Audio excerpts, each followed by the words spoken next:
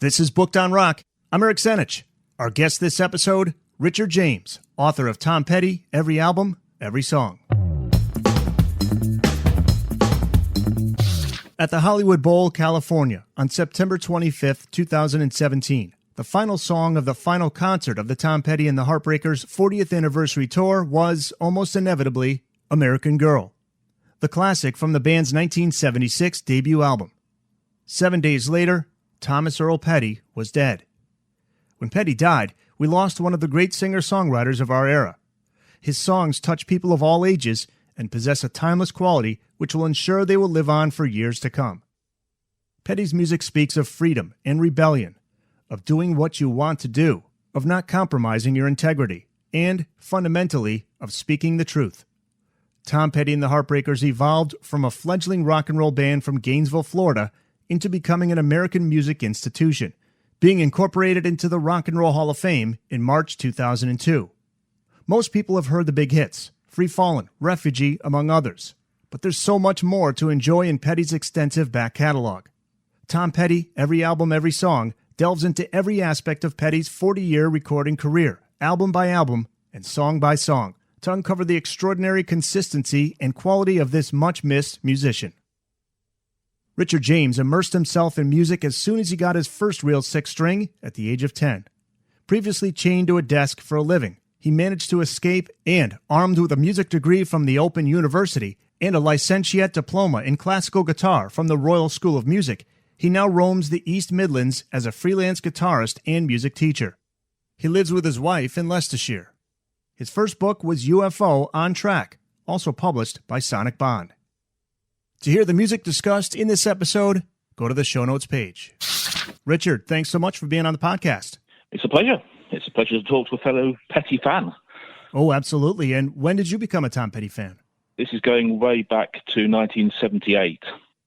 I was at school, and my best friend and I, both guitarists, we sort of tried to find bands that would surprise the other one. So if he came across You're Gonna Get It, the second Petty album, and he went and bought a copy of it on cassette. Incidentally, we're still best of friends, so this is going back a long time. And I forget what I bought to the table that day. It might have been, can't think. Probably it was the latest Sabbath. But I just loved the sounds of You're Gonna Get It. I'd never heard anything quite so vibrant and well written and well played and energetic, and just I didn't know quite what to expect when you put what was then a cassette in. But wow, yeah, loved him from that point on. And did you grow up in the UK? Yes, absolutely. Still live in the UK, in the middle, in Leicestershire, which is about an hour by train north from London. But we're bang in the middle. And how popular was Petty at that time in the UK? Well, it's difficult to gauge when you're 16 because I'd heard about him through a musician's magazine that was published then called Beat Instrumental, and they did in-depth reviews and interviews with bands that were either up and coming or well established. So I'd read about Tom Petty, and certainly he came over here. They had come over here, the Heartbreakers, and we as a country we took to them far quicker than that in the States did. Isn't that interesting too? A band from Florida takes off in the UK before the US. It didn't really make any sense that a Florida sort of southern bluesy rock and roll, all manner of things band with a kind of, not exactly a Dylan-esque vocal style, but that kind of sneery, definitely not punkish, but not your instant likable voice. This is someone who was getting things off his chest. He just arrived at the right time, I think, and at the time, there was the new wave, which was the latest musical fashion, and Petty got kind of lumped into that. And it from there on, right, what's the next album coming out? Oh, I've got to get that. And how many others has released? Right, well, he's made one other. So you just went and bought whatever you could. And so I suppose I got in almost at the ground floor. It's very similar to my story, but mine was late 80s, 89, summer of 89. I jumped on board during the Full Moon Fever album and then went back, got all the old stuff. And then from that point on, whenever he put something out, I got it. But I think what you said is interesting about what it was that you connected with him. He was like the everyday guy. You almost felt like he was your best friend. He was the guy who was going through the struggles of the everyday person. He wasn't the quote unquote rock star. And I think that's what people connected with. The lyrics and the way he put them across just captured it for me. It was, very melodic, but equally powerful and very well arranged, very well played. But you could tell that everyone in the band really likes the music. And it just came across as something that, God, these people are singing about my life. But they're not, obviously. But I think that's the sort of the Petty skill, is that he just writes songs that whatever age you are or whatever's going on in your life, he just captures something that you can relate to. It's a real skill. That, to me, is why he's just so, and continue, long may his popularity continue. He doesn't sort of fade away like some people into a niche, a niche record bin or something. His songs just work. You can listen to them time and time again, and whatever mood you're in or whatever circumstance you're in, there's a Petty song that will just fit you like a glove. It's amazing, really. It is, and I wanted to get to his lyrics and how he could really emote in such a concise way. We'll get to that as we go through his catalog, but before we do that, you write about his backstory in the introduction. He's born October 20th, 1950 in Gainesville, Florida. His father, Earl, was an abusive alcoholic, but his mom, Kitty, was a loving mother.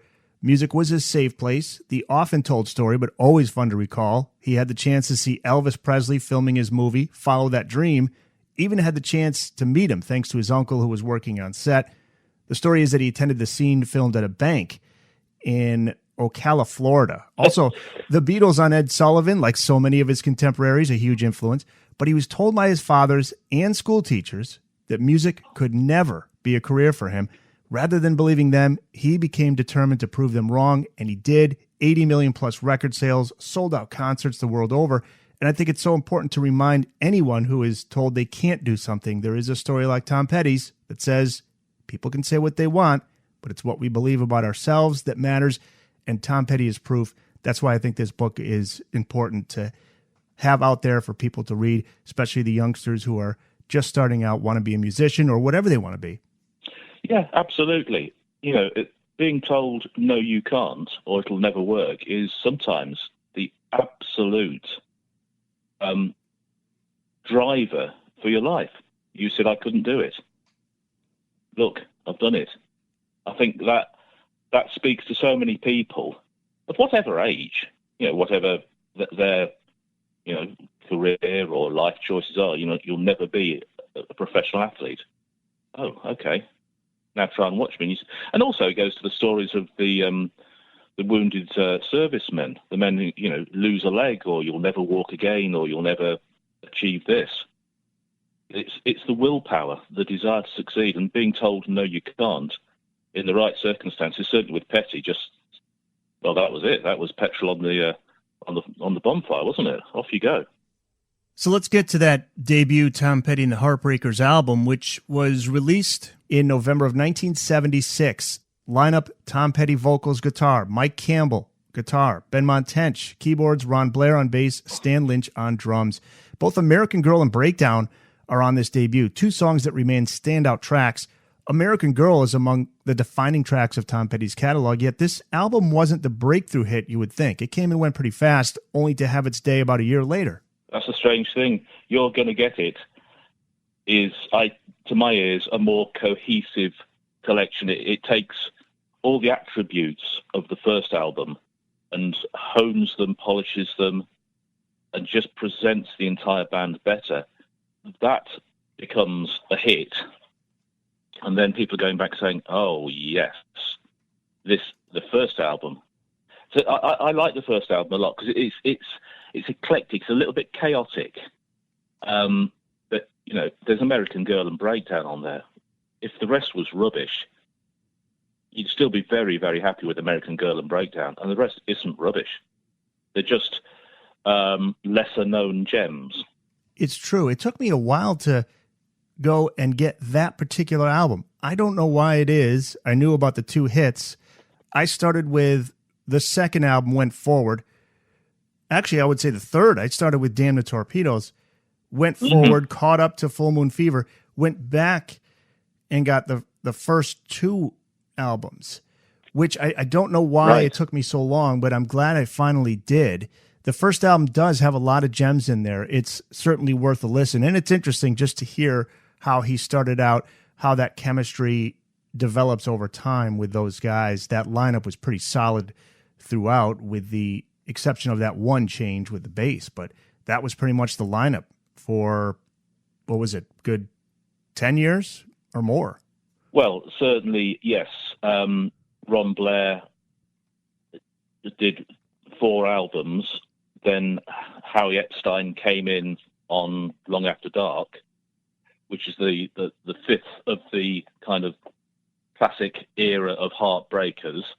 And then once Howie's ensconced, then you've got Stan Lynch leaving later on.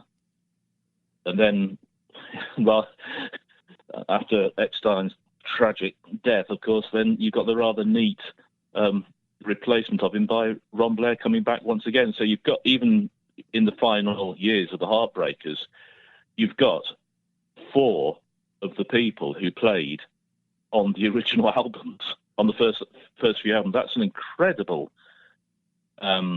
loyalty. And the fact that they just keep making music. Campbell and Tench were there from day one till the final concert. That's in the way that some bands change through lineups with just perhaps a vocalist or a guitarist being from the original one is a really impressive cohesion. I think that gets to people as well. The fact that they stick together. Oh, it did for me. They don't always sound like the Handbreakers, but it's always the same musicians by and large that are making all these great songs sound so good. It's like here in the U.S. with these sports teams, and I suppose it's the same in the U.K. You can speak to it more, but a lot of these teams, the uniform, I don't know how much it means anymore, because players go from team to team, and when you do have a player that's with one team their entire career, there's a certain connection you have to that player, and that was kind of the feeling I had with Tom Petty and the Heartbreakers, especially when you had guys that were there in the beginning come back. This is like a family. Yeah. It's certainly not the Steely Dan approach of picking the very finest studio musicians and having them dotted around an individual track here and there. It's fundamentally the same 4 guys playing music 4 decades later. That's really something. That debut, by the way, we talked about in the UK being more popular in the US in the early days. That debut reached number 55 in the US, 24 in the UK. And then the follow-up, You're Gonna Get It, that's released early May 1978, hits the top 40 in the U.S., 23 in the U.S., 34 UK, first gold record, over 500,000 sales. The working title was Terminal Romance, which I didn't know. I Need to Know and Listen to Her Heart, the 2 singles. I Need to Know almost hit the top 40, number 41. What are the highlight moments from this album, in your opinion? All 10 tracks. No, yeah. That's a bit too flippant, isn't it? I can listen to it over and over again, and it takes me back to myself and my friend Mike sitting in my bedroom listening to the cassette and just playing it over and over again. And then, of course, right, I'm going to go and buy that record. The songs that really work are, for me, When the Time Comes, which is just a brilliant opener. It's just astonishing. Hurt is a great, great song. Magnolia is one of those edgy ballads. It's a love song. It's a regret song, but it's got an undercurrent of dissatisfaction and disappointment to it, which I think just really works. Too Much Ain't Enough is just a riotous riff fest. I Need to Know is one of the best songs ever written, and Listen to Her Heart it's just timeless. It comes from, you can hear the 60s in it, but if it's played now, you don't think, oh, that's an old song from the 60s. It's like the best of the Beatles. It's so good, it works whenever you play it. There is nothing wrong with that song at all. And that is kind of, I think, the magic of it.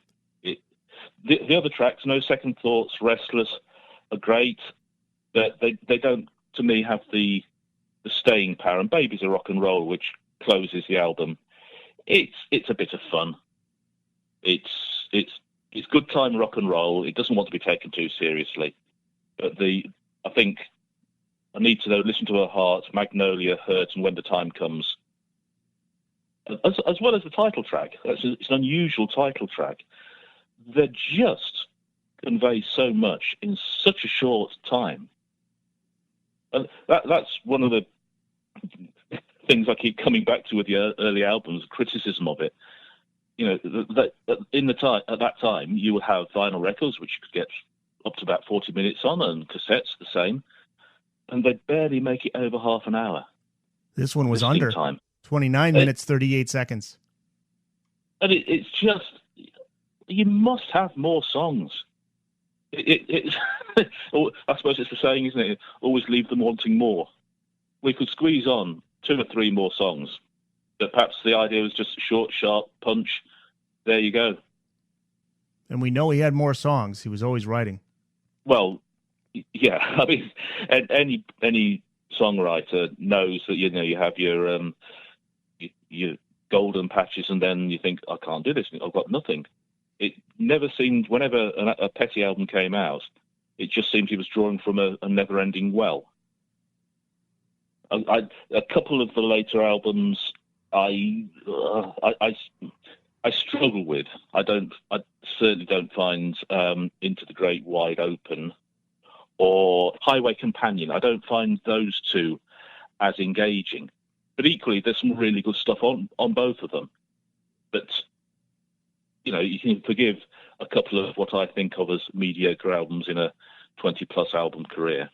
It's not a bad return. The next album, the breakthrough, Tom Petty and the Heartbreakers, Damn the Torpedoes, released in October of 1979, number 2 in the U.S., 57 in the U.K. You write that the title of the album is appropriate. It has a connection to the Civil War. Yes, and also Petty's personality, from what you read of it, he had an attitude. I say a problem with authority. It wasn't a problem in the long run. But he just, if he thought something wasn't right, he would not allow it to happen. And the Damn the Torpedoes, Full Speed Ahead, we're just the word is no, but we're going to do it anyway. I think that encapsulates Petty as an artist. He is just going to do what he wants to do. And everybody who again, it's going back to the parent-teacher thing, but the record company's saying, oh, well, not keen on this, or with Hard Promises the follow-up album trying to surprise because Damn the Torpedoes have been such a success. It's that constant digging your heels in and saying, no, this isn't right, and I am not going to have it. And I think that's an admirable trait, especially when it would have been far too easy just to say, yeah, I'm a superstar now. How was he with Jimmy Iovine? Because he is now into the picture here, the legendary producer Jimmy Iovine. He's behind the boards for this album. Did he have his battles with Tom Petty? I get the feeling that they were like-minded souls. They wanted to produce the best possible record. Denny Cordell, who produced You're Gonna Get It and the debut album, he stood aside. He felt that Iovine would up the game, and what a decision that is, to stand back from your baby and say, no, actually, there's somebody better than me for you, and here he is. So I think the stories that circulate about Stan Lynch, the drummer, getting fired on a regular basis are grist to the mill that Petty and Iovine and Shelley Yakos, the engineer, they were a kind of triumvirate of a powerhouse for perfection.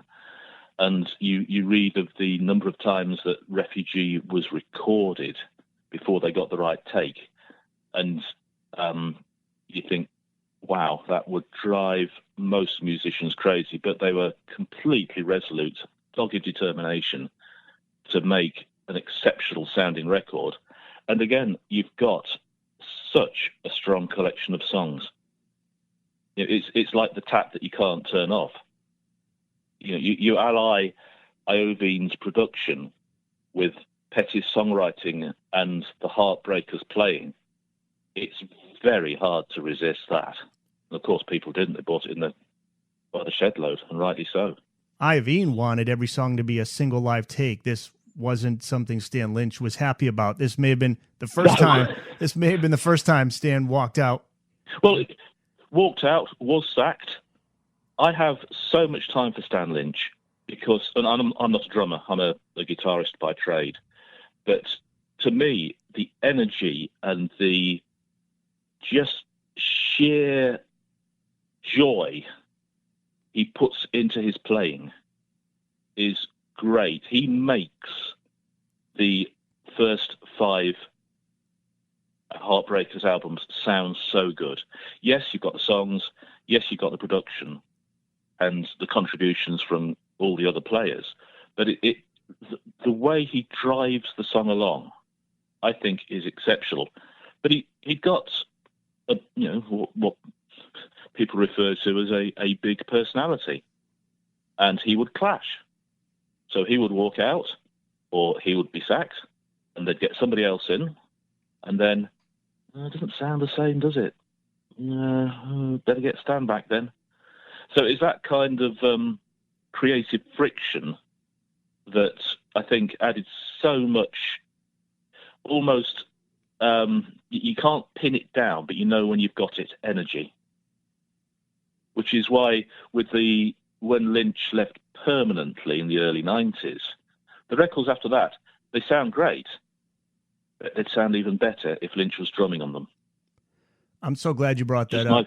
Yeah, I'm just my view. 100% on board with you, and you're one of the few people that have actually, first person to ever just bring it up, but one of the few, when I bring it up, agree. It seems most didn't really, I don't want to say didn't care, but it just didn't really matter all that much. But when he was gone, I remained a fan, of course, and I loved the music he made, but it was missing that Stan Lynch beat. He had such a feel, a finesse, and a power, and his fills were so unique, and his beats. A great example is one of my favorite deep tracks from Petty, Night Watchman, that great groove and his work with the cymbals. Yep. It was sorely missed by me, but I would ask some people who weren't the diehard hardcore music fans that weren't listening to every little detail, they didn't notice it one way or the other. And I would be thinking, no. How could you not? It's so different. The beats were spacious after him. Wildflowers, spacious beats, very mechanical, I would say. And it's also the age at which you hear it, isn't it? But I mean, yeah. I adored the first 5 albums, and I still do. Now I'm a lot older, and I appreciate the later albums, and some of them I really like a lot. But each, especially as I was going through, and I make references to Lynch throughout the book after he has left, and he's been out of the Heartbreakers longer than he was in them. But I think when you listen to even something like Southern Accents, he does virtually nothing. In the Southern Accents, the song, rather than the entire album. But there's just it's his. It got such a deep feel for the music. He constructed drum parts that really worked with the arrangements, whereas subsequent drummers, and I'm not criticizing here, well, not deliberately. They just, whilst being excellent drummers, you felt they could be anybody. Yeah. And I don't know, if Lynch had played on Echo or She's the One, any of the later albums, I think they would have been even better for his presence. Well, I'll put this out there. How about Don't Come Around Here No More? The use of a drum machine, it might be the only track where there's a use of a drum machine where it actually has aged well. It still works. Whereas you listen to albums from the mid-'80s and a lot of fans would say, boy, I wish they'd redo that album and just remove the electric drums or the drum machine. And with that, not at all. No, Don't Come Around Here No More is a song of two parts, isn't it? What spoils Southern accents so completely for me is the production. It makes my teeth itch. But there's some great songs on there. Not many, but the really good ones like Rebels and Don't Come Around Here No More are superb. And yeah, it's when the song kicks into the double time, into the rock top section with the instrumental, you can almost hear Lynch shouting out, "Finally, now I can hit things hard." But yeah, the inclusion of the drum machine, there's so many jokes about drummers and drum machines, of course, but it works in the context. But if you've got a really, really good drummer, use the really, really good drummer. I think he did it live, right? He used the real drums live. Oh, yeah. Yeah, but the Southern Accents, the album is, to me, is so sunk in 80s production values that it's harder to enjoy the songs. And the good ones are still great. And, Southern Accents is one of the greatest songs ever written because there isn't any 80s production over it. It's just a great, great song that's left alone. Piano, drums, and those fantastic string arrangements. Beautiful. Just perfection. But you haven't got David A. Stewart, to give him his correct name. Yeah. You haven't got him sing with it. And that's what I feel you will get into later in the career, and Jeff Lynne enters the picture.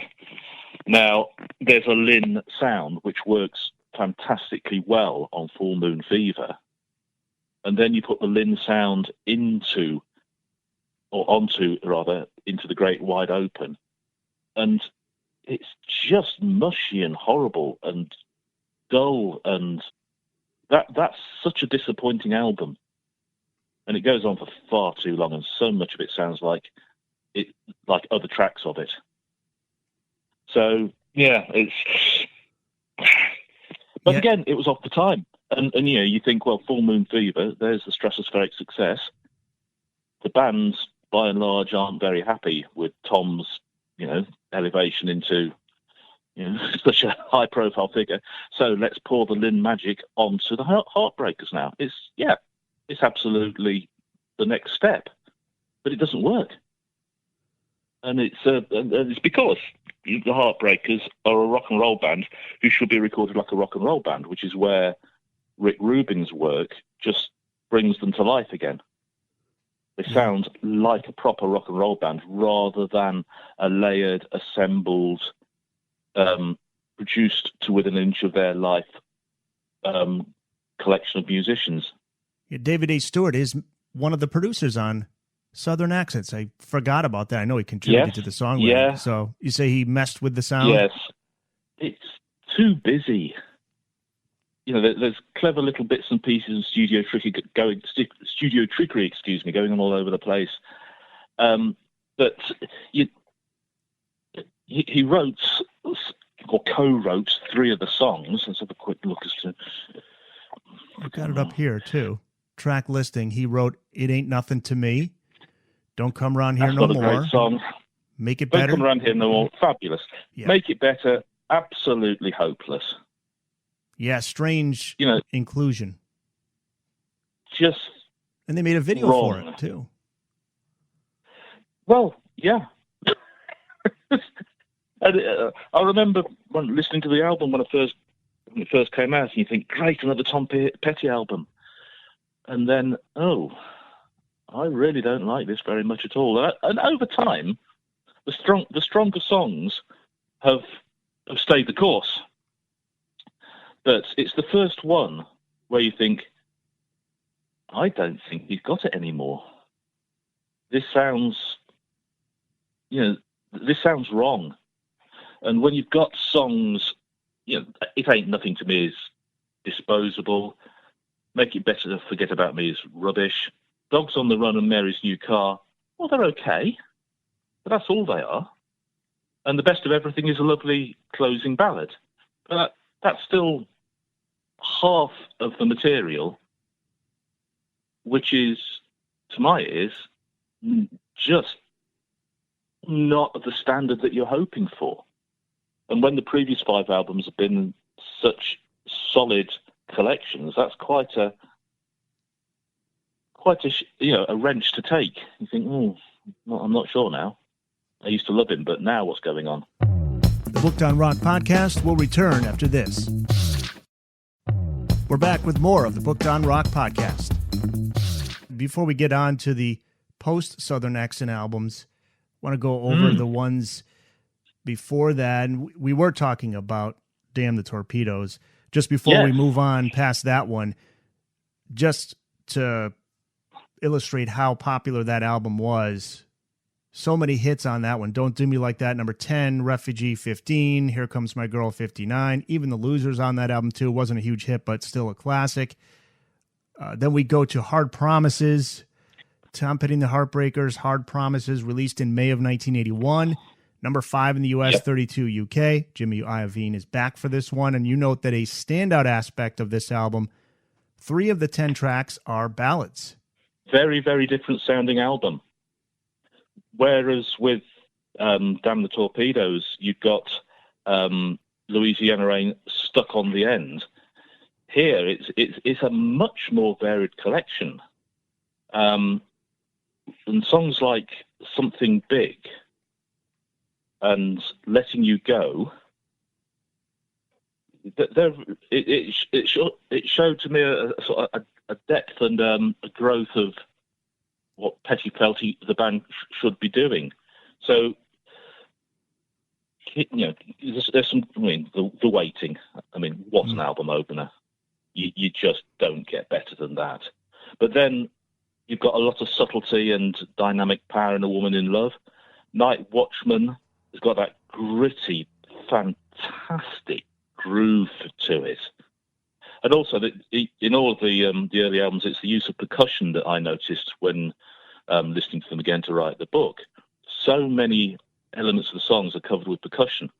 But Something Big, almost just an acoustic rock song. Fabulous. And then we're back to the rockers with King's Road and A Thing About You. But Insider, which gives the title, the album title, is a wonderful, wonderful ballad. It's not a ballad in the conventional sense. It's very dark, very brittle and bitter. But there's such shading in this album, such a different palette of colours, really. Yeah, there's the rockers, but you've got those counterbalanced with much more emotively open lyrics and some very different songs that you just think, okay, this is good. And not just rock, rock, rock, rock. There's a lot more going on behind the scenes. One of the things I didn't realize, speaking of things going on behind the scenes and Insider, that features Stevie Nicks, and her presence was not welcomed by the band? Well, the Heartbreakers were a gang of Florida guys who got together, and suddenly there's this megastar vocalist wanting to be part of the band. And the friendship that Petty struck up with her, I think, caused some tension. In the first, I quite like Fleetwood Mac, but I'm no fan of Stevie Nicks' vocal style, and I put in several jokes about her singing style in the original text, and they got axed by the editor. Probably quite right too, but it was quite funny. But each time she turned up, I had a different joke about her. When you get to Insider, when it appears without Nicks, which I think is on the playback discs, or is it on American Treasure? There's a version of it without her, and to me, it sounds, yes, it's on disc 4 of American Treasure. It sounds better. But she wanted a song. She was involved with Iovine at the time, and so the song "Stop Dragging My Heart Around" was a Stevie Nicks single with Petty and the Heartbreakers, and instead, that rightly, went up the charts and did very, very well. But I don't know. To me, her presence is not always a good thing. What about A Woman in Love, It's Not Me? That's another great song. You cite a couple of lyrics from it that make the song, as you wrote, a long-term winner. It's just what Petty can do with a few words. She used to be the kind of woman you have in your hold. She could understand the problem. She let the little things go. That's a complete relationship in a couple of sentences. You listen to that and you think, yeah, that to me is perfect lyric writing, because you can take so much from it, or you can just enjoy it as part of the song. But if you delve in deep, you suddenly think, yeah, there's a lot there, a lot of wisdom that just carries on. It's just very, very clever, intelligent, empathic writing. And I'm sure that's why he appeals to so many people of so many ages. He has many, I guess you could say, tattoo-worthy lyrics, short and concise, so they can fit anywhere on the body. Yes. I tried to put I tried to put some Grateful Dead lyrics as a tattoo on me, and the guy's like, way too many words. Petty's got short and concise for you. There you go. It'll fit right there. Yeah. So yes, if you've got a massive waistline, then perhaps you're in with a shout. But yeah, I've never thought of tattoo lyrics. I like that. I'm going to use that. Yeah, there you go. There's your next book. Tattoo-worthy lyrics. Yeah. Yeah. Yes, a journey through song's best lyricists. Yeah. Yes, that's got some legs to it, doesn't it? Song's good for the forearm. Song's good for the ankle. Yeah. Well, we talked about Southern Accents, which came out in 1985. I want to get to a couple albums that came out that were overlooked, and maybe for a good reason. 1982's Long After Dark, and another one, 1987's Let Me Up, I've Had Enough. Long After Dark did well. It's got one of his biggest hits, You Got Lucky. But Let Me Up, I've Had Enough, that's taken the most hits looking back on Petty's career. Critics take some shots at it. What are your thoughts on Let Me Up, I've Had Enough? Yeah, to me, it's an album of two halves. The good stuff, which is really the Mike Campbell involvement again, is really good. But equally, Petty Petty and the Heartbreakers had toured with Dylan, and Dylan sort of, I've never seen Bob Dylan live and I've no real wish to, but I understand that his style of live performance was very much a case of, well, let's do this song. Oh, right. And let's do it in this key. What? Okay, so your band has to be absolutely ready for everything. and this sort of freewheeling, almost improvised nature sort of influences Petty's writing and performance, and not to the good. I think there's some songs on this album which just don't, they're just not that good. I mean, thinking of The Damage You've Done is okay, but All Mixed Up and Self-Made Man, really, How Many More Days and the title track are really nothing special. And yet, you put that up against songs like Jamming Me, Runaway Trains, and the absolutely beautiful It'll All Work Out. And it's such a contrast. And Campbell has the tendency to, when he presented songs to Petty, to present them really as completely functioning demos. What you heard on the demo was pretty much what IOV at the time would take and put out as the final product. Whereas Petty has drifted away from that kind of considered approach and is just, yeah, this sounds good, let's try this. And so the songs that I've mentioned have got a kind of almost loose jam-like, well, we'll press record and see what happens. And they don't work as well. But Jamming Me, which was a hit, which got Dylan's lyrical involvement, is a brilliant song. An absolutely quintessential heartbreaker opening track. Wonderful, punchy, got an attitude, incredibly melodic, drives along wonderfully. And again, Stan Lynch just doing everything at the back.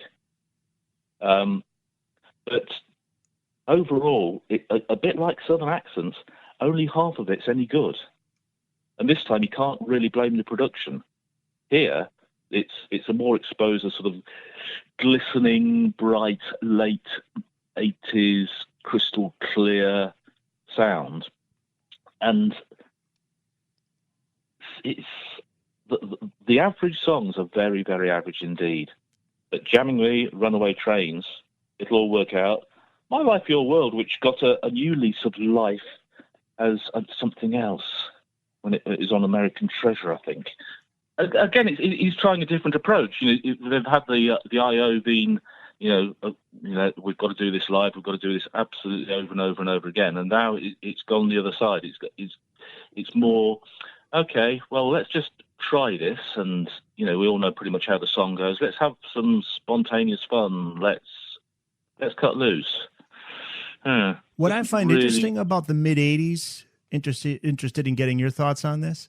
The mid-'80s, yes, like you say, hit or miss with some of the songs. Some of the songs are great, but he did embrace the MTV era, or at least it seems so. Definitely got a lot of help from MTV Airplay. What's the video for You Got Lucky? That Mad Max vibe to the... Yeah. That was a very popular video. So he wasn't just... It didn't look like he was just saying, all right, let's get this over. A lot of his contemporaries who came up in the 70s, I don't think they really were all that big of a fan. But he really embraced it, and it worked. Yeah, and some of the videos... Well, some of them are just plain weird. Some of them are great.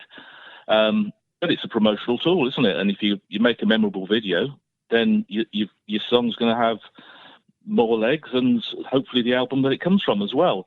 So, yeah, it's another art form, another way of getting your message across.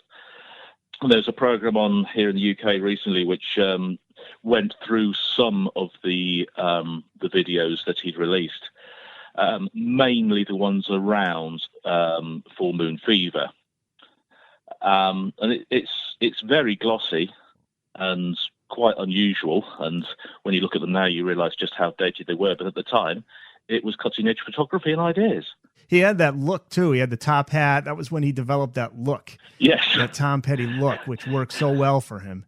Yes, it's the Florida guy who's now a Californian with the shades. And although the top hat that you mentioned, it's interesting that going right back to the early days when he was breaking through in Britain and the States were just not warmed up yet, he would appear with a top hat on stage. I remember seeing a couple of photos of him strutting around with a flying V. There's a big rock festival here called the Reading Festival, which the Heartbreakers appeared at. And yeah, he was there with the shades, the top hat, and the flying V, looking like nobody else ever. So I think that kind of, I think he must have had a liking for top hats. A very English thing. By the time we get to the late 80s, there is that dip there. He's starting to kind of slip off the mainstream track, but here he comes back with his first solo album, and it's Full Moon Fever. What leads up to that is the Traveling Wilburys Volume 1 album, which you include in the book, Tom's contributions in that from 1988. Yeah. That was released in October of 88, and Petty joins Bob Dylan, George Harrison, Jeff Lynne, Roy Orbison. They record what really is, at least in my opinion, just an unflawed album. The hit singles are the number 3 Handle with Care, number 63 End of the Line. Petty contributes 2 songs, Last Night and Margarita. Do you have a pick between those two that he sings lead on? I think the songs you've identified, Handle with Care and End of the Line, are the strongest ones. When I listened to the album again, I thought, well, the thing that characterizes the Traveling Wilburys for me is they're just a lot of guys with a lot of respect for each other, having fun with acoustic guitars and making some great light pop records. But it's the kind of, it's almost like a super group who recorded their jam, not jam sessions, but recorded the fun they had together. And it's fabulous to listen to, but it's lightweight. So to me, nothing that Petty contributed to either of the Traveling Wilburys albums bothers me enough to listen to it again. Although the good songs are great, and George Harrison's lead of the group was an inspired idea. But I don't think Petty was, to use a phrase I don't like, bringing his A game to it. Yeah, I remember there were rumors that Springsteen might have been added to the lineup in place of Roy Orbison. They never replaced Roy Orbison. That would have been interesting. Maybe that would have made a difference. Yeah, it certainly would have done. Don't know where that rumor came from. I don't even know if it was even a legitimate rumor based on any fact. But it would have been interesting. Well, you'd have had 2 of rock's great mumblers, wouldn't you? Dylan and Springsteen. Yeah. Out mumbling each other on a song. It'd be fun to listen to, but that'd be too much of a supergroup. Yeah, right. Maybe that's what they thought too. Springsteen's a juggernaut on his own. Never mind put him in with other people. Yeah, and it's Tom's work with Jeff Lynne that led to that first solo album, 1989's Full Moon Fever. The follow-up to Let Me Up, I've Had Enough, which we talked about a little bit, and that was somewhat of a letdown, at least commercially. Released in April of 89, the label waited for the Wilburys album to run its course, and then back he comes with Full Moon Fever. And I go back to your introduction and how Tom is told he has no chance of a career in music. He sets out to prove them wrong. On Full Moon Fever, songs about his insistence on moving forward after an arsonist set fire to his home in Encino in 1987. Yeah. I mean, what must that be like?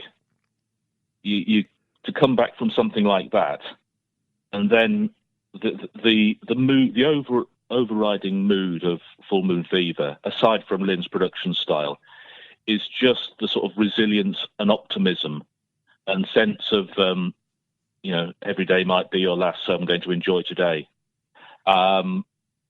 It's such a up-sounding album, and the strong songs, the big songs, Free Falling, I Won't Back Down, and Running Down a Dream, are absolutely top of the tree Petty songs. They have carried on in the set list. They're so popular, and so they should be. But then you've got the other songs. A Face in the Crowd is another beautiful, melancholic, atmospheric, reflective number. You've got the fun numbers. You're So Bad and the Apartment song. Mind with a Heart of His Own and Zombie Zoo. They're all on the lighter side of life. and that's that always struck me as kind of an interesting bounce back from what had nearly happened to him and his family, to the point where, I'm going to write some happy songs now. I'm happy. And that comes across, and then you ally in Lynn's production style and his heavy presence on the album, and it makes for a wonderful concoction of great summer sounds. But equally, there's, you take the opening two tracks, Free Falling and I Won't Back Down, if a little bit like American Girl and Breakdown, if the rest of the album was abysmal, you'd still think, well, that was worth my money because it's got those two songs on it.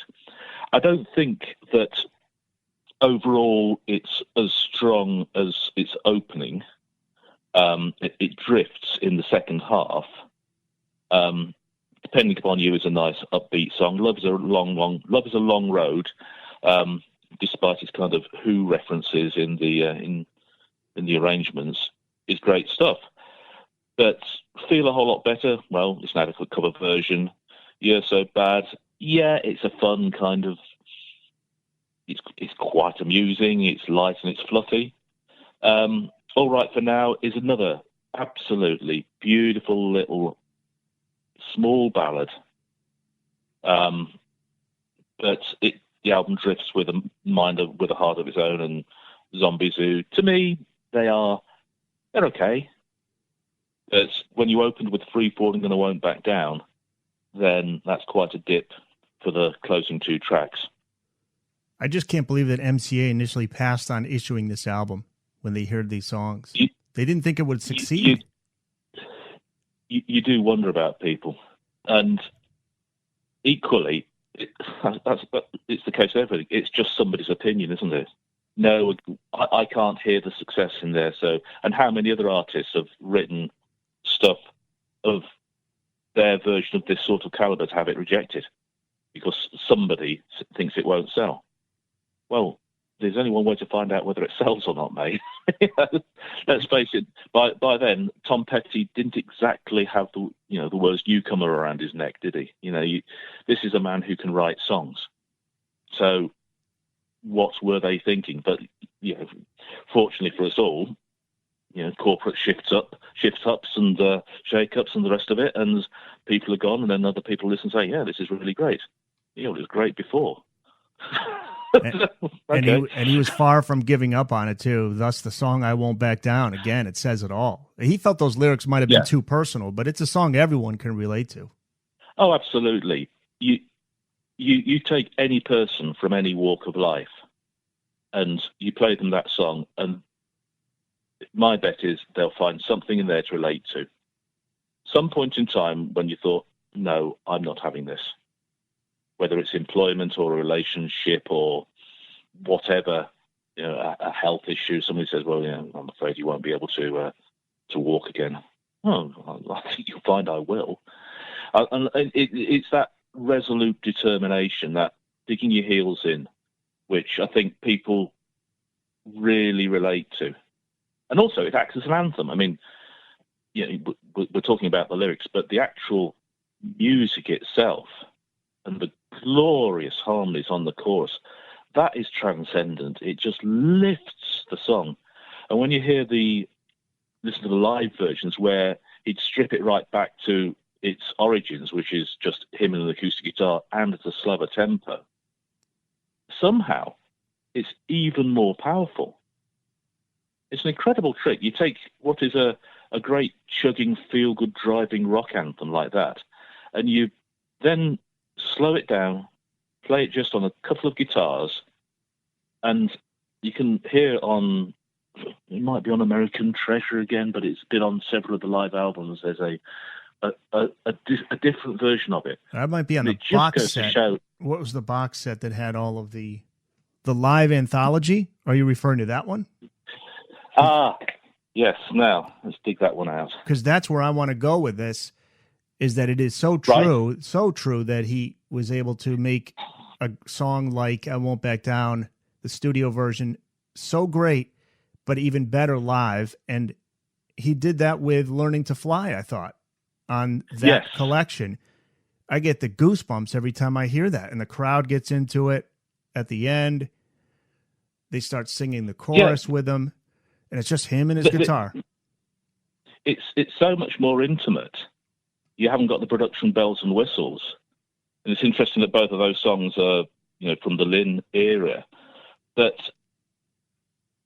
Learning to Fly, I think, is so much better, slower. And, you're talking here to a fan of rock music, but, this is just a man and his guitar. And it's the theory of if it's a good enough song, you can pretty much do anything to it, and it'll still work. So the crowd's expecting to hear the chugging of I Won't Back Down. They just get a slow interpretation, a very simple interpretation. And as you say, you come to the chorus, and they are completely with it. They don't care that it's not the chugging rock that they're used to. It's the song that matters, not the arrangement. And similarly with Learning to Fly, you take away all the splashy Zeppelin production. Underneath all of that is a very, very good song. And you get people sing, and a little bit like you go back to live versions of Breakdown, where you've got the audience singing the lyrics back at Petty. He won't sing the second verse. They just sing it for him. It's that sense of this song belongs to me. You happen to write it, but this is me through and through. Everyone can find something in these songs that moves them immensely. And when you hear the slowed down versions, to my eternal shame, I never got to see Tom Petty live in concert. No, huh? Great show. It was. I've seen him 2 or 3 times. No, it was always a case of whenever he toured here, I couldn't get to see him for work commitments. And it's just one of those regrets, because to be in an audience where he's singing those songs, and not all of them work, but the ones that really do work, you just want to be there. You want to be in a crowd of 100,000 or whatever it is in Hyde Park, and just the appreciation of how good these songs are. It's an astonishing gift. And I think it speaks to his courage, his adventurousness, and his belief in his fans, at least by that time, for sure. By the time we get to the early 90s, to take a song that's a huge hit single, not played exactly as it's heard on the radio, as most people would have expected when they buy a ticket to a show, but he wanted to take his fans and the audience just slightly to the left, slightly to the right, slow it down, try it differently. It's somewhat of a risk, especially when somebody's paying quite a bit for a ticket, and when it pays off, it proves that, again, he's got that courage, but also the belief in his fans. By that time, they would follow him wherever he went. Exactly that. And also, I mean, it keeps the music fresh for the musicians. Sure. But it gives the audience a thought of, oh, I've never heard, say, I Won't Back Down, or Learning to Fly. I've never heard them like that. That's so good. I loved it. So you never get the feeling that he's misstepped. He's just saying, well, this song started out like this, so I thought I'd play it to you like this. And when you hear, Southern accents, which the live version, you dispense with the strings, so it's an even more sparse song. Him on piano, the backbeat on the rimshot drums, and then Campbell just giving some amazingly emotive slide guitar touches. You don't think that the studio version of that can get any better, and yet somehow it does. It's the absence of all the, I want to repeat myself, production bells and whistles, and leaving space for just a really good song to exert its power over people. And I think it does speak to that loyalty to his fans, which unfortunately I think in the end was the issue, where he was told, take a year off, get your hip fixed. But I think he wanted to continue on and keep going. And so as a result, the painkillers, get back out on the road. I mean, that's the downside of that stubbornness, isn't it? he absolutely was. I read somewhere that he was being wheelchaired to the stage, and you just think at that point, no, follow the medical advice. Yeah, his fans wouldn't have thought any less of him. Absolutely not. No. He just any other occupation, any other profession where you've got a broken hip, but you still want to go and do your job. No, don't. Your love for what you do. You don't have to. You don't have to put yourself through pain for us. We would rather this tour was cancelled and you get yourself well. We'll still be here. Don't you worry. We will wait. But I think that it's that sort of dogged determination, which did so well or was so good for him in the early part of his career that I think he'd taken it a bit too far then. Listen to what the doctors tell you. Yeah, then you can do it again. And still, what is it, 4 years? We're coming up on 4 years since he passed, and I still get that little bit of, damn it, man, why you should still be here. And I'm just a fan. Yeah. I can imagine a friend or family member. Like, why didn't you just take some time off? Because he was not among those from his era at that age that I don't think anybody would have predicted would have died so young, 65, I think he was. It was an absolute... You talk about being knocked sideways. When I heard the news, it was a punch, an actual punch to the chest. Same here. And you thought, well, no, this is internet stupidity. This is a rumor. This is just people being stupid. And then you come to the kind of thought, there's never going to be any more. Well, there won't be any more Petty songs. Yes, we're getting things coming through like Wildflowers and all the rest, and Angel Dream, which is fantastic. But the fact that he won't be writing any new material, and if he put out a press release saying, unfortunately, I'm not physically well enough to tour, but hey, I'm going to still keep writing songs and recording albums, everybody will be happy with that. But I think it's just the fact that he always saw himself and the Heartbreakers as a live band first and foremost, and that's what they did. Here's another record, yeah, but then we can get out and tour it. And that was his sort of such an intrinsic part of his personality and nature that he just couldn't not do it. But it is so sad because to not have any more songs, and when you listen to the acoustic songs on Wildflowers and all the rest, and you realise just how many songs there are that he just decided not to put out. Well, the quality's still there. Sit down, write and record these songs, and if you don't tour, that's fine. We still think you're brilliant. The Booked on Rock podcast will return after this. This is Paul Sexton, author of Prince, a portrait of the artist in Memories and Memorabilia, and you're listening to the Booked on Rock podcast with Eric Senich. We're back with more of the Booked on Rock podcast. It is astounding how many hits he had, let alone just great songs that aren't hits, but the hits, the collection was remarkable. And what's so amazing about that 1993 Greatest Hits collection is that it includes not just previous hits, but a song that would be yet another huge hit, Mary Jane's Last Dance. That is another one. Rick Rubin produced that, right? Yeah, and what a breath of fresh air that is. Rick Rubin makes the Heartbreakers sound like the Heartbreakers, and it's been a long time coming. But it's not just the production. Mary Jane's Last Dance is a brilliant song. And it doesn't sound... It's a quintessential Heartbreakers song. You can tell that it's them. It's the Petty vocals. It's got that groove that Lynch just delivers time after time. But it doesn't sound like a retread of any previous Heartbreaker song. It's a new Heartbreaker song. Utterly brilliant.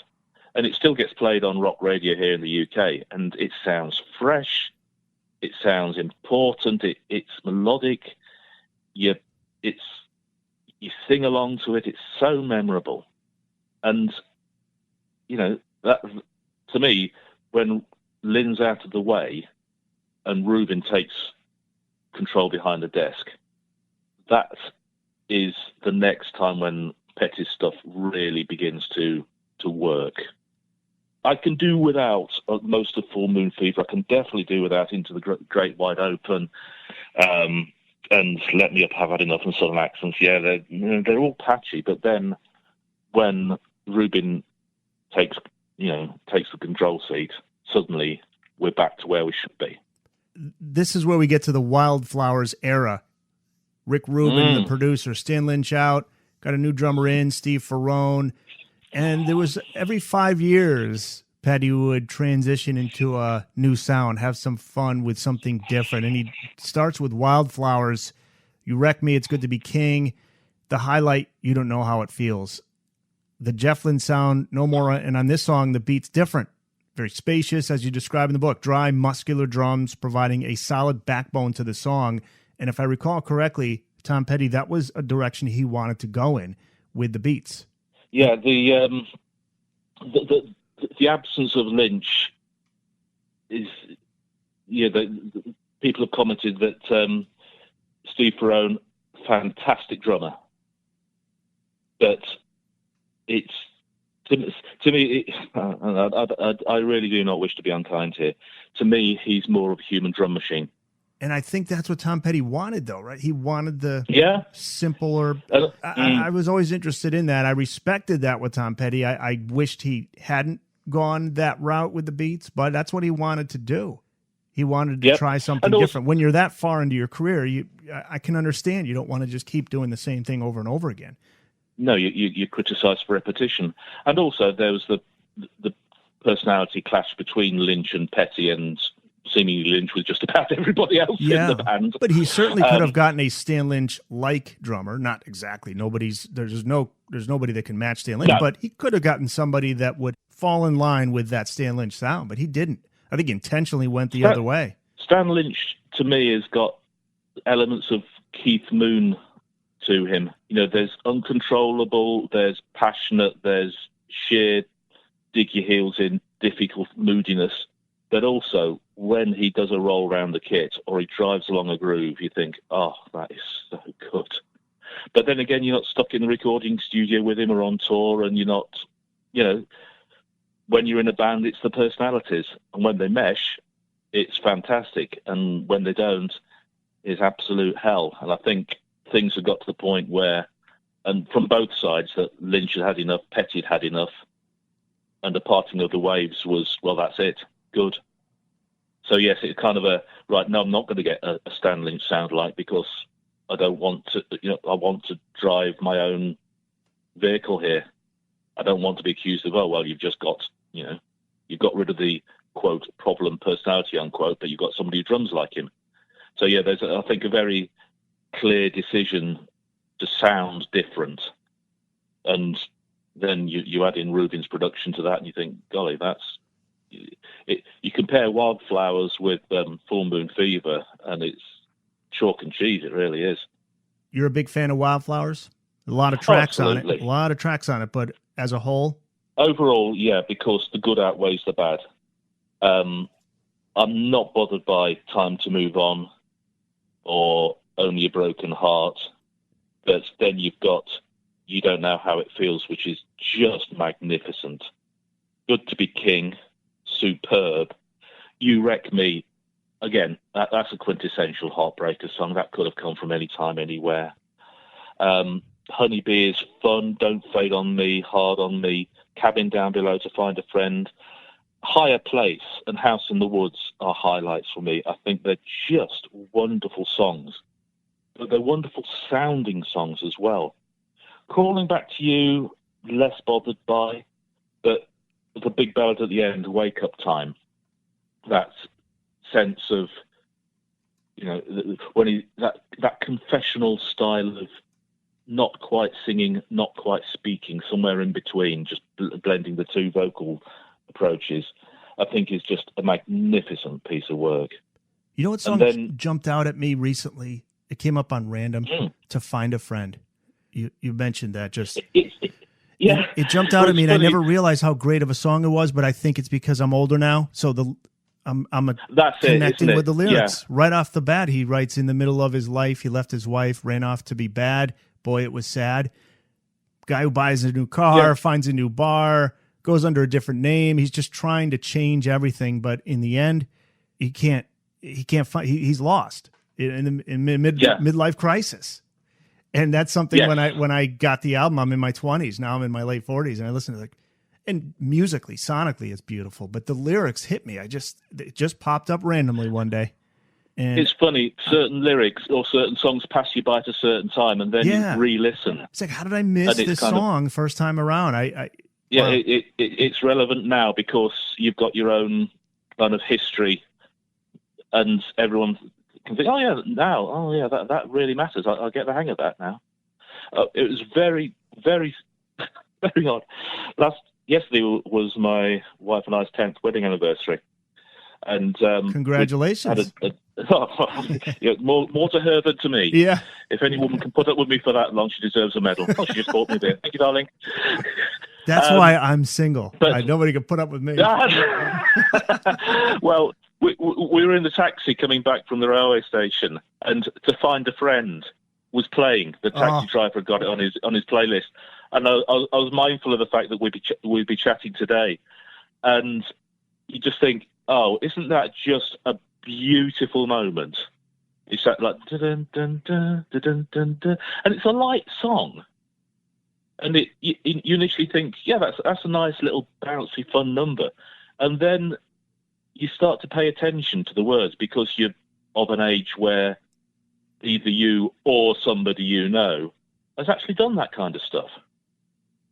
I think, this guy's got wisdom right from his, teen years, right through to, the final decades of his life, where he's just writing about things, but conveying them to people.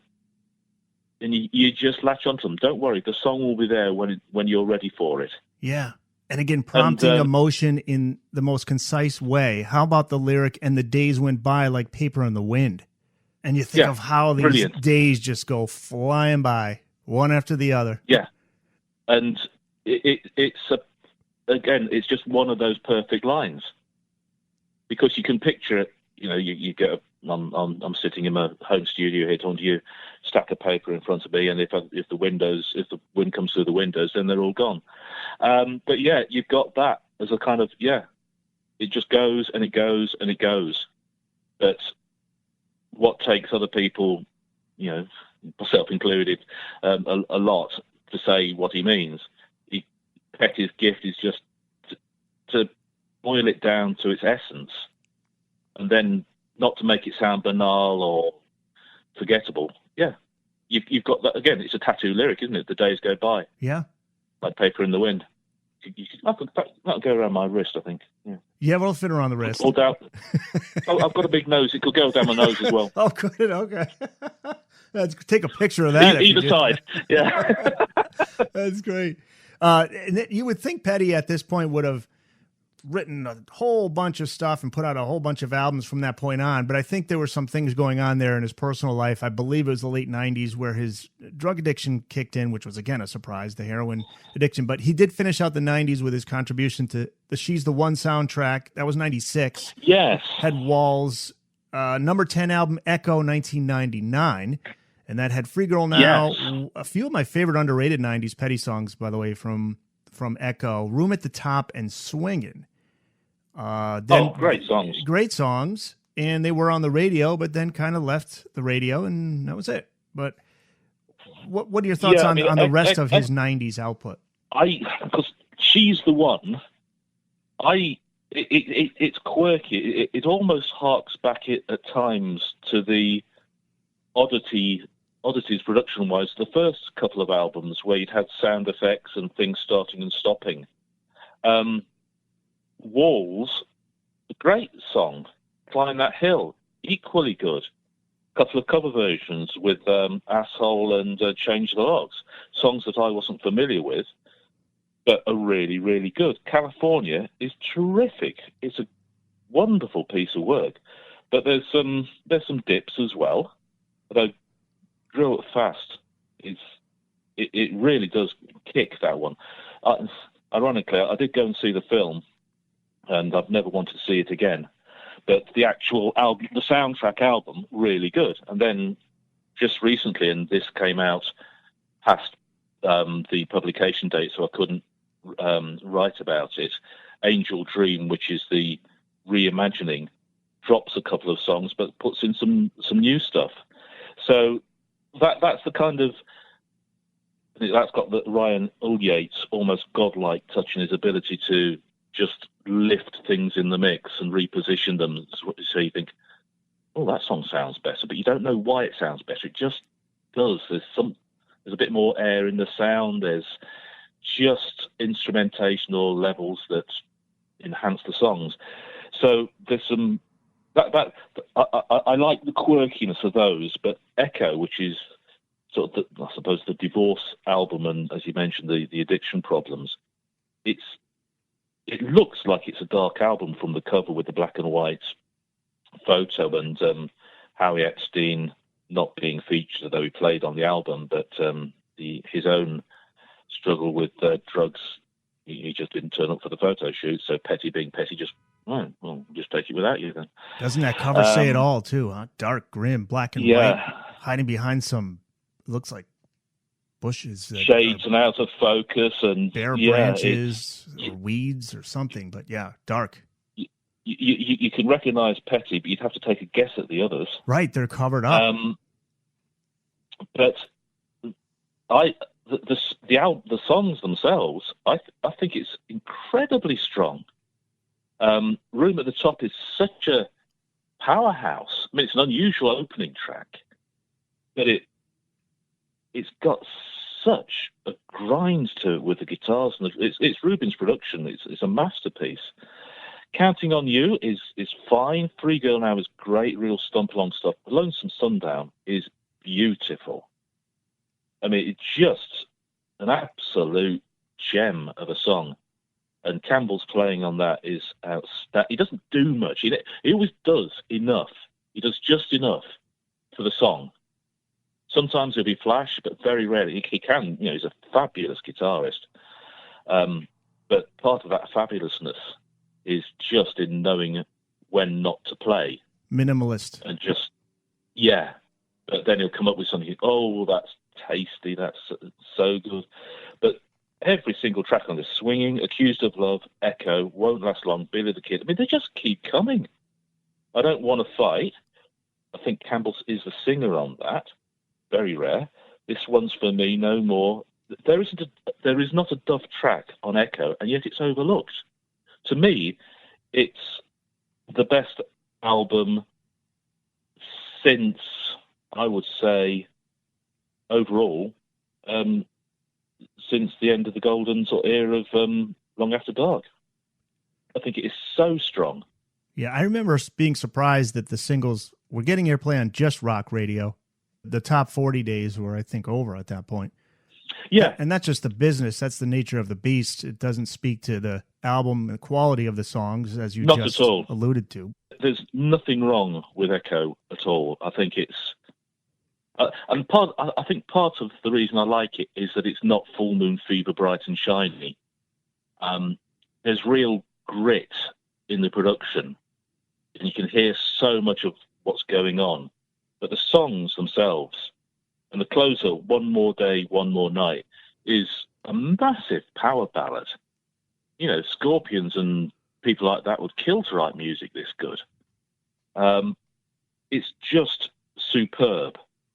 But it gets passed over because it's not filled with recognizable, big sky hits like I Won't Back Down and Free Falling. I've got nothing against Free Falling at all. I think it's an amazing song, but I think if Free Falling had been given the Rubin treatment, then it would have been untouchable. I think I'm going to go for a ride today and pop this one in and give it a listen. Start to finish. I think if anything I take out of this interview, which are many things, I really, because I have not listened to the whole album Echo in a long time. I plucked songs from it and put it into my favorite Tom Petty collection and hit random, but I really should give this another full listen.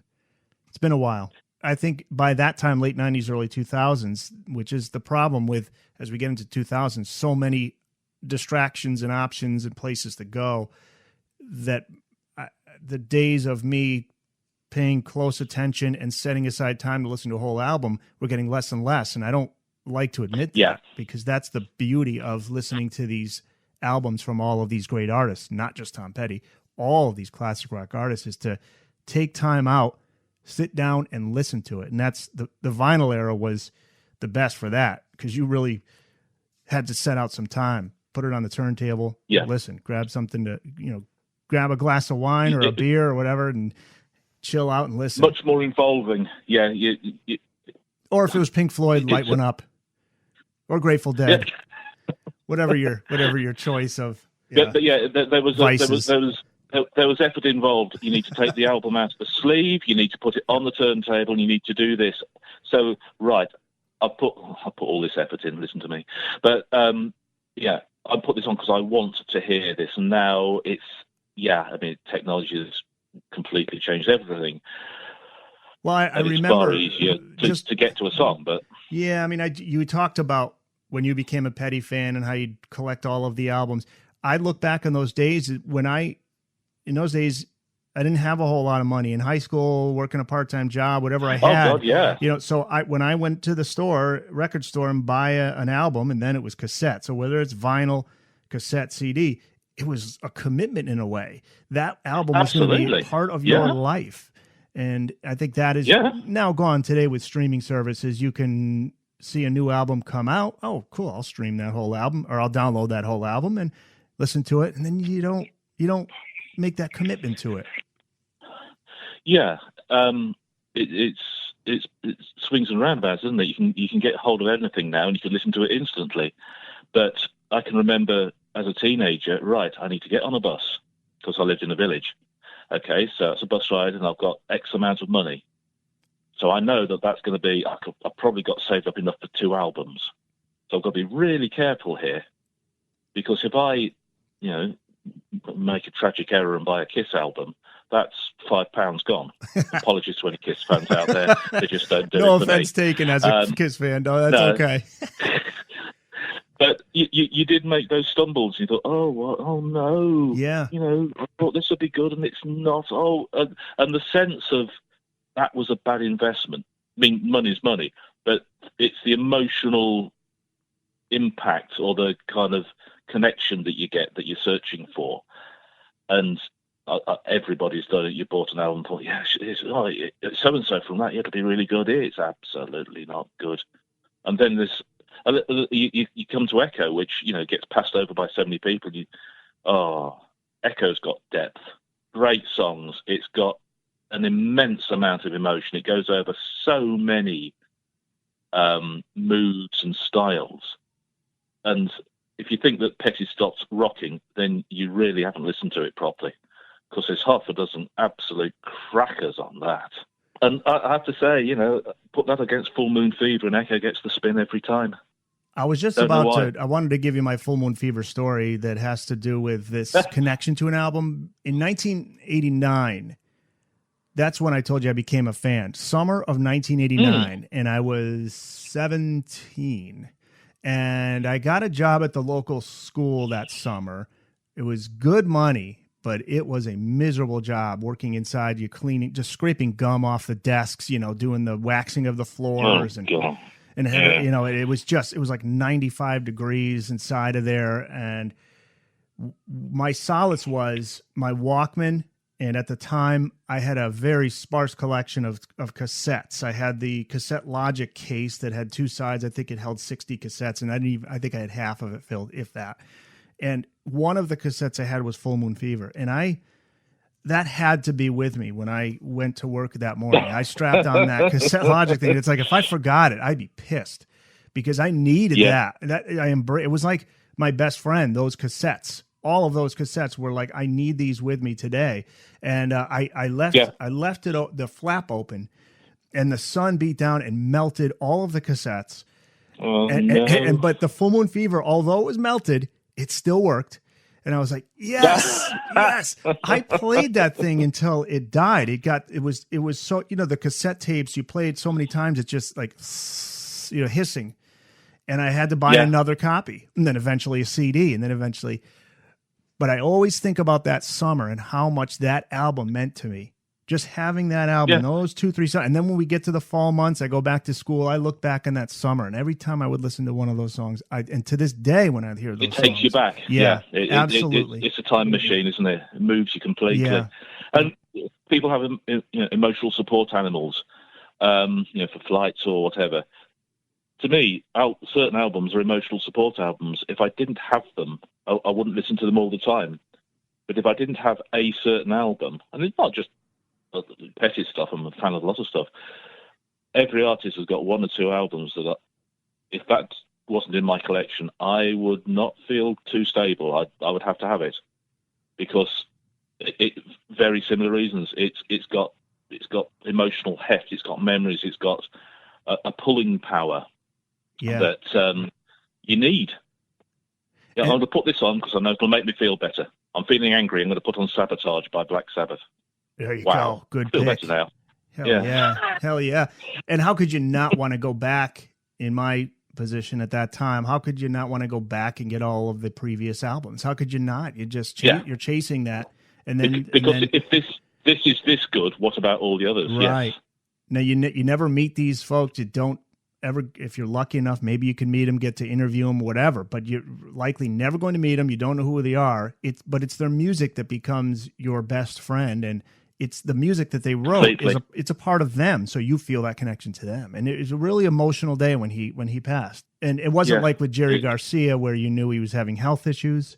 Sad, yet saw that coming, But Tom Petty, no way. Yeah. There's when your heroes die, you might in the States might not be familiar with the band Status Quo. Yeah, they're huge in the UK. Not as big here, but they opened Live Aid, right? Exactly. Yeah. Well, I mean, I'm one of another book in the similar vein is coming out. I've written on Status Quo for a specific period, and then they reinvented themselves for about 4 decades, and they're terrible. But the rhythm guitarist Rick Parfitt died very suddenly. And it's kind of, good God, he's 6 years older than I am, and he's dead. Yeah. And yes, he has lived the rock and roll lifestyle several times over, but it's that sense of, no, you can't be dead because you're Rick Parfitt, because you're Tom Petty, and Tom Petty's don't die. They carry on releasing great albums. That's what Tom Petty does. So, it's this sort of denial that it's happened. It's almost as if you have lost a personal friend. And this comes from someone who, I haven't even seen the guy. Never mentioned seeing him live. Yeah, watch the videos, that's no substitute. Got all the albums, read books, but I've lost a friend who I've never met. I don't understand how this is happening, but it's because all the songs at various times have helped me, lifted me, moved me. They've done something, and they've always been there. Of course, the joys, they always will be there, but there won't be any more, and that's the kind of, wow. That's the tap turned off then, is it? The Booked on Rock podcast will return after this. We're back with more of the Booked on Rock podcast. The 2000s output there from Petty, my personal favorite from the 2000s is Mojo. But in the 2000s, we had The Last DJ in 2002, Highway Companion 2006. He reformed Mudcrutch for an album in 2008. But again, my personal favorite, again, is Mojo from 2010. There was the other one after, which is another great one. That was Hypnotic Eye, 2014. But with Mojo, he does make that shift again. This time it's like a British blues, Peter Green, Fleetwood Mac era sound, which I know... Isn't it? Yeah. Yeah, Mike Campbell even was quoted as saying that in Rolling Stone. He was looking for that tone. Just your thoughts on the music he put out in the 2000s before he passed. Well, The Last DJ, it skitters all over the place. There's some great stuff on it, but it's inconsistent. Songs like Dreamville and what's the other one? Can't Stop the Sun, as well as the title track, are great. He goes a bit Pink Floyd on Joe. Money Becomes King is again, I describe it as the album that bites the hand that feeds, but he's got a chip on his shoulder on that one. My understanding is that the blues played such a feature of the bands when they were jamming, rehearsing, improvising. It's a backbone to so much, well, every part of rock and roll. So Mojo, where they go much more heavily blues, and then they turn away from it as well, because you've got the Don't Pull Me Over, which is the sort of very, very strange reggae light song. And it's a very, very good guitar album. First Flash of Freedom, I think that's the one with the line, "She was a part of my heart and now she's a scar in my face," or something like that. Brilliant. Yeah, that's an Allman Brothers like jam. Yeah, so they really stretch out, and whereas in the most of the songs are very concise, here you've got 6 or 7 minutes where they're just enjoying being a band, and I think that's really refreshing. And Something Good Coming is a lovely song. Mm-hmm. Good Enough is a belter of an ender. But then you get on to Hypnotic Eye, or Mudcrutch. I'll just briefly touch on Mudcrutch and Mudcrutch 2. Mudcrutch is a whole load of fun. Scare Easy is a brilliant song. Absolutely outstanding. It's I Won't Back Down, take 2. But then you've got this lovely upbeat country feel through it, and a couple of instrumentals like Shady Grove and June Apple. Just a real joy to listen to it. And also, I think in the sleeve notes it says something like, it just captured live a lot of love, or something. I paraphrase, but that's what comes across. It's getting the old band back together, and they're all of an age now, and all very comfortable in their own skins, but they're just going to make great music and have fun doing it. And when we get to Hypnotic Eye, which I was surprised to learn it was a number one album. His first number one for decades. But it's a very disparate collection. There's Full Grown Boy is odd. It's a sort of pseudo light jazz number, but there's so many other. There's some really good stuff on this. And again, lyrically, he just captures lines. And Shadow People, the closing track, which describes Shadow People, what's in their head, and what people are capable of. What the lyrics? Well, I ain't on the left and I ain't on the right. I ain't even sure I've got a dog in this fight. Brilliant, and it's a very satisfying album. It's a lot more varied than Mojo, but again, it doesn't sound tired. There's a sense of the band are really working at putting life and fresh ideas into Petty's songs, and it's such a shame that that's the last all new Petty product. I mean, we've had the reissue of Wildflowers and all the rest, and then lastly there's been Angel Dream. So you're getting some new material, and Wildflowers really got the treatment. And it's an absolute joy to hear songs from that period that he rejected because he didn't like them enough, or it wasn't thought they were good enough at that time. You think, wow, if I'd have written those songs, I'd have been pretty happy with that. But no, I've got some better ones in me somewhere. What? You really have? Yes, you really have. So it's kind of the fact that Wildflowers is so big and in the main so good. You think, well, the guy's so prolific, hopefully there's going to have been there'll be other Petty stuff coming along in whatever form, whether it's demos or remixes or, you know, I don't care as long as something comes along. Yeah. If it's got Petty on it, there's a very strong probability that I will buy it. I'm a bit of a completist like that, but equally, if it's got the killer lines or the killer hook or the killer snare in his voice or just the beautiful ballad, I'm very happy with that. Any of those will do. You know, just bring it on. And if you ran into someone who never heard of Tom Petty or heard of Tom Petty but never heard any of his music before, if you could pick just one album and one song to introduce them, which ones would they be? Oh, I was dreading you had a question like this. Yeah, you knew it was coming. You knew it was coming. No, I didn't. But I thought, don't ask me to nail it down because I can't. Well, I think you'd have to go to those first handful of albums.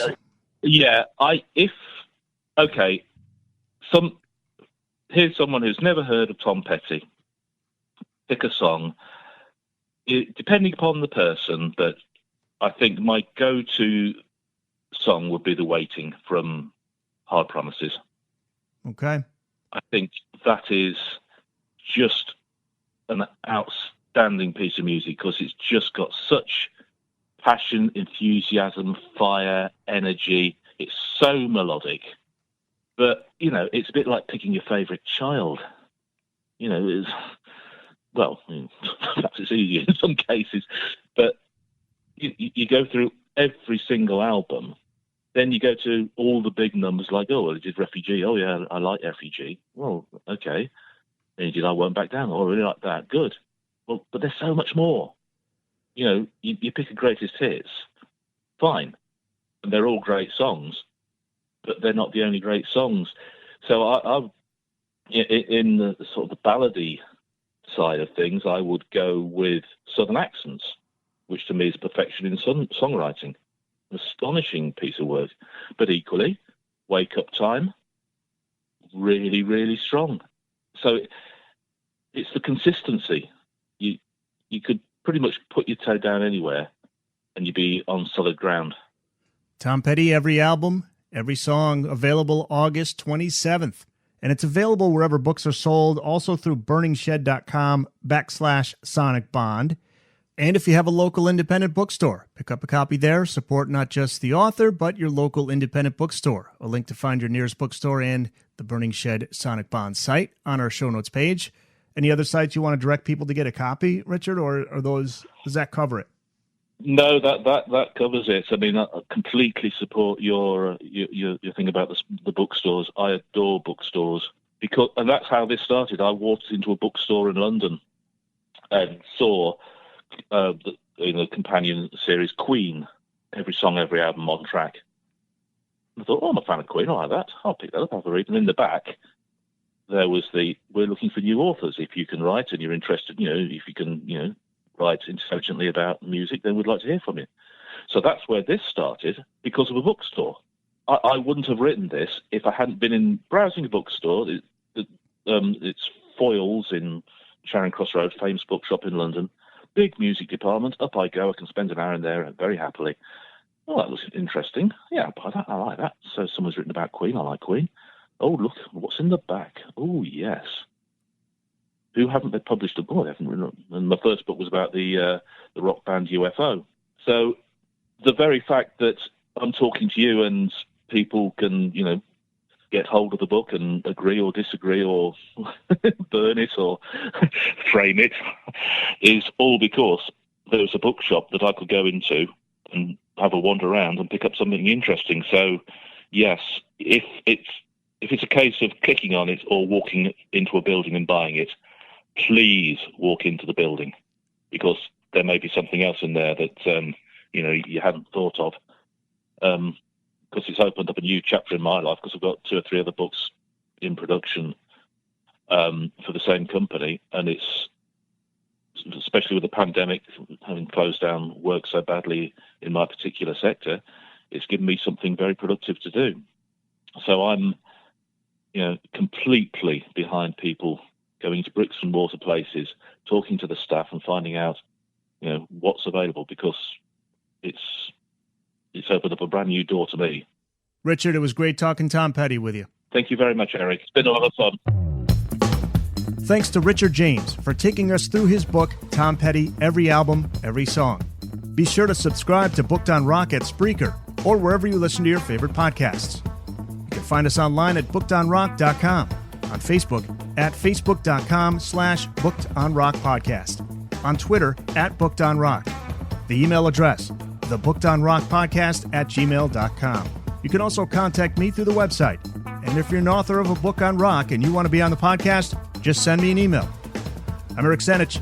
Look forward to having you back again next time for another discussion with another great author here on Booked on Rock.